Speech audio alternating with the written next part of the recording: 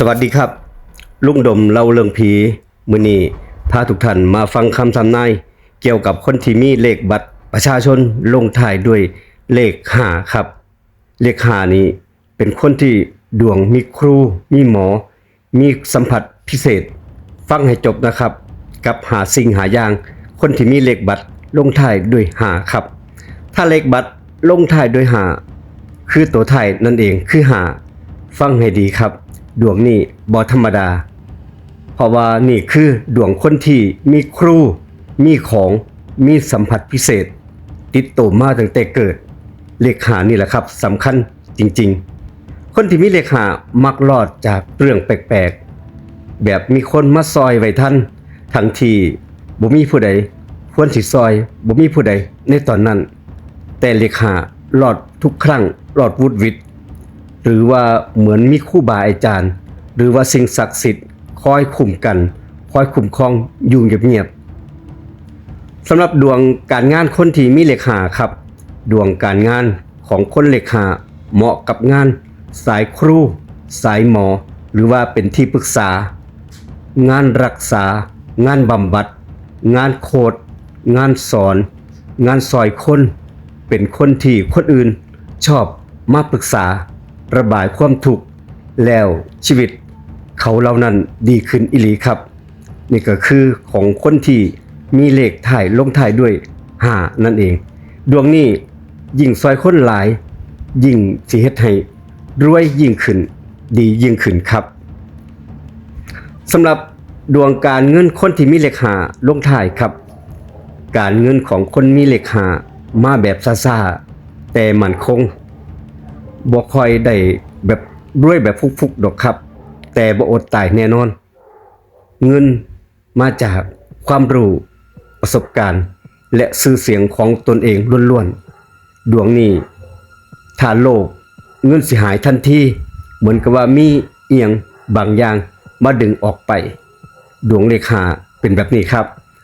สำหรับดวงความรักของคนที่มีเลข5ความรัก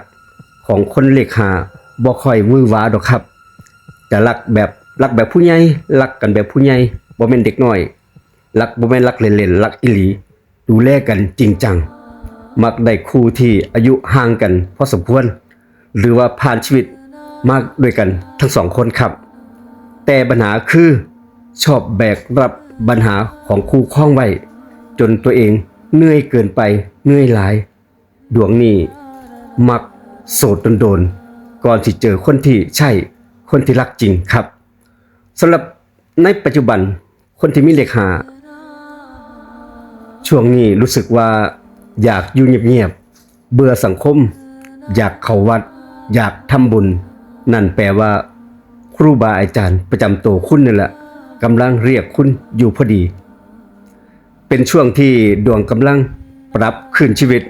ให้คุณไปอยู่ในเส้นทางที่ถูกต้องที่ถูกที่ควรครับเป็นช่วงอยู่ในระหว่างปรับอนาคตปรับปัจจุบันสำหรับดวงอนาคตของคนที่มีเลข5ครับอนาคตของคนที่มีเลข5นี่แหละบั้นปลายชีวิตดีหลายครับดีคักหลังอายุ40ปีขึ้นไปสิมีชื่อเสียงมีลูกศิษย์มีคนเคารพนับถือและมีเกณฑ์ฟังดีๆนะครับมีเกณฑ์รวยจากความรู้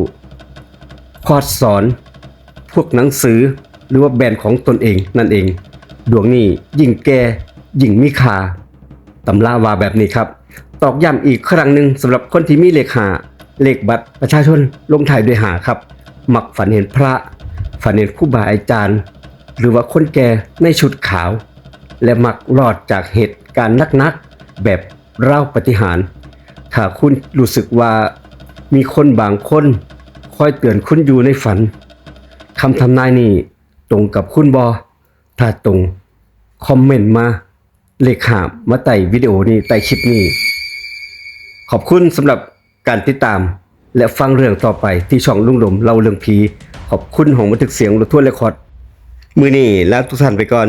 เจอกันอีพีหน้าคลิปหน้าครับเราโดยลุงดมเล่าเรื่องผีสวัสดีครับ